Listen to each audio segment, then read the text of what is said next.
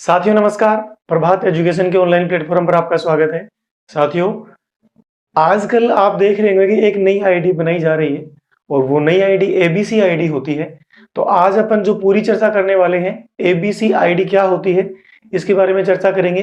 कैसे बनती है, इसके क्या लाभ है, इन सभी चीजों के बारे में आज अपन चर्चा करने जा रहे हैं। आप इस वीडियो को पूरा समझना और ये आपके लिए बहुत महत्वपूर्ण होने वाला है, क्योंकि आने वाले समय में एबीसी आईडी जो है ये सबके लिए कंपलसरी की जाने वाली है। ठीक है साथियों, इस चीज को समझें आप एक तरीके से।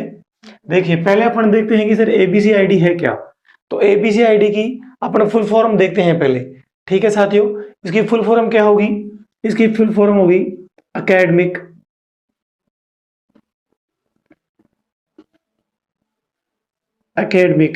Bank of credit. ये इसकी फुल फॉर्म है साथियों, एकेडमिक बैंक ऑफ क्रेडिट। ये एबीसी आईडी की फुल फॉर्म है। ठीक है, क्या है ये किसको चाहिए? तो साथियों, आप इस चीज को एक बार समझना कि अभी एनईपी 2020 न्यू एजुकेशन पॉलिसी लागू, आपको सबको पता है। सबसे पहले नई शिक्षा नीति जो लागू की है वर्तमान में, ये आपको जानकारी होनी चाहिए कि पहली शिक्षा नीति थी 1968, फिर 1986 और उसके बाद जो नई शिक्षा नीति है वो लागू की गई है 2020 के अंतर्गत।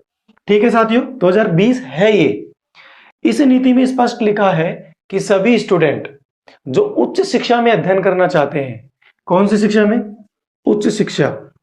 कहने का मतलब क्या हुआ? ये हुआ साथियों कॉलेज। तो उनको ये आईडी बनानी जरूरी है, बहुत अनिवार्य है। ठीक है साथियों, तो अभी इसमें नीति में इसका जिक्र किया गया है और आपको इसको बना लेना चाहिए। अब देखते हैं कि कौन बनवाए, यानी किसको ये आईडी बनानी है। तो अभी मैंने यहां पर बात करी कि जो उच्च शिक्षा में अध्ययनरत विद्यार्थी हैं, यानी जो उच्च शिक्षा में अध्ययनरत विद्यार्थी हैं, अगर बात करें तो मैं आपको बता दूं कि ये कॉलेज के विद्यार्थी जो हैं, अगर आप इस आसानी से भाषा में समझिए कि कॉलेज के जो विद्यार्थी हैं उनको ये आईडी बनानी जरूरी है, कंपलसरी है। देखिए, जो यूजीसी है, यूजीसी के नियमों के अंतर्गत भी इस चीज का उल्लेख किया गया है, नोटिफिकेशन भी जारी किया था कि प्रत्येक स्टूडेंट को एबीसी आईडी बनानी है और ये उसके लिए जरूरी है। अब ये क्यों जरूरी है सर? एक तो देखिए, अगर एबीसी आईडी आप बनाएंगे तभी आपका क्या होगा? एडमिशन होगा। ठीक है साथियों, एक तो आपका एडमिशन फॉर्म जब भी भरेंगे आप, तो एडमिशन फॉर्म भरने के लिए आपको एबीसी आईडी जरूरी है। दूसरी बात, अगर आप परीक्षा फॉर्म भरते हैं, यानी अगर आप परीक्षा फॉर्म भरेंगे तो परीक्षा फॉर्म के लिए भी आपको क्या जरूरी है? एबीसी आईडी जरूरी है। तो ये आईडी आपको बना लेनी चाहिए। ठीक है साथियों, अब बात करते हैं कि सर इसके और क्या लाभ हैं। इसके लाभ ये हैं साथियों कि जो नई शिक्षा नीति है उसमें इस बात का स्पष्ट उल्लेख किया गया है कि ये जो एबीसी आईडी है ये एक तरह से कॉमर्शियल बैंक की तरह कार्य करती है। जिस प्रकार से कॉमर्शियल बैंक होता है ना, उसकी तरह से ये कार्य करती है। और आपको इसको क्या, इसके और क्या लाभ है? यानी एक कार्यक्रम, यानी आप किसी, मान लीजिए किसी कोर्स में आप पार्टिसिपेट कर रहे हैं, किसी कोर्स को कंप्लीट कर रहे हैं और भी कोई लाभ लेना चाहते हैं, तो एक कार्यक्रम से दूसरे कार्यक्रम, ठीक है साथियों, यानी एक कार्यक्रम से दूसरे कार्यक्रम में अगर क्रेडिट ट्रांसफर की बात आती है, यानी क्रेडिट ट्रांसफर, तो फिर आपको यह आईडी कंपलसरी होती है। क्रेडिट ट्रांसफर की बात आती है साथियों, तो यह आईडी कंपलसरी होती है। एक बात और यहां पर समझिए कि सर इसकी वैलिडिटी कितनी है। देखिए, वैसे तो लगभग जितनी अपनी कॉलेज की करने की अधिकतम आयु सीमा होती है, आयु सीमा तो कुछ है नहीं, तो उसी प्रकार से इसकी अधिकतम सीमा रखी गई है 7 साल। कितनी रख गई है? 7 साल। ठीक है, और जो भी आपको इसमें जो भी आपकी लाभ होंगे, यानी यूजीसी द्वारा दिए जाते हैं, कॉलेज द्वारा दिए जाते हैं, वो आपको सारे आपके इसमें ही क्रेडिट होगा। जैसे अपन पढ़ते हैं ना बैंक के अंदर क्रेडिट और डेबिट, वही क्रेडिट वाला सिस्टम है, इसमें कोई ज्यादा है नहीं। ठीक है साथियों, और लेकिन ये जरूरी, बहुत ज्यादा जरूरी है। और जो अगर आप कॉलेज कर रहे हैं या कॉलेज करेंगे या कोई भी कोर्स करेंगे आप, तो ये आपको करनी ही पड़ेगी। इस चीज को ध्यान रखना, किसके लिए बता रहा हूं ये? उच्च शिक्षा। और उच्च शिक्षा में सारे ही कोर्स आ जाते हैं, यानी जो स्कूल लेवल की पढ़ाई होती है वो अपनी 12th तक हो जाती है कंप्लीट। और 12th के बाद आप कॉलेज करते हैं या अदर कोई कोर्स करते हैं तो उसमें आपको ये एबीसी आईडी कंपलसरी होती है।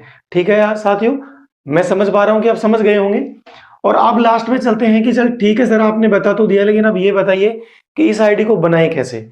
तो आप इसमें एक चीज को समझना साथियों कि इस आईडी को बनाने के लिए आपको कोई ज्यादा मेहनत की काम नहीं है। आपको एक तो आपका क्या चाहिए, यानी आपका आधार कार्ड चाहिए, आधार कार्ड, एक आपका मोबाइल नंबर, कौन सा मोबाइल नंबर जो आधार कार्ड से लिंक है, क्योंकि इस पे क्या आएगा, ओटीपी आता है साथियों। तो ये आपको दोनों चीज जरूरी है।